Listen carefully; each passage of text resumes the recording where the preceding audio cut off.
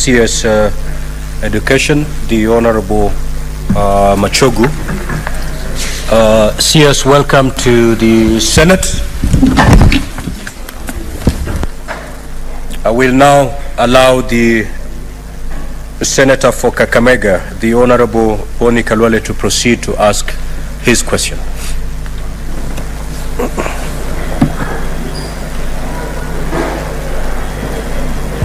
Thank you, Mr. Speaker.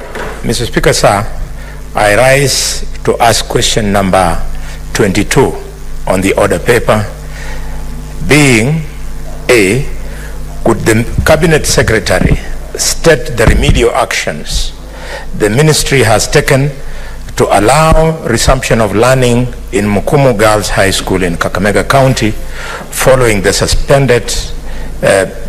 suspension that occurred due to suspected contamination of food and water that resulted in the death of 4 students and 1 teacher, and the hospitalization of more than 100 students in various hospitals within the county.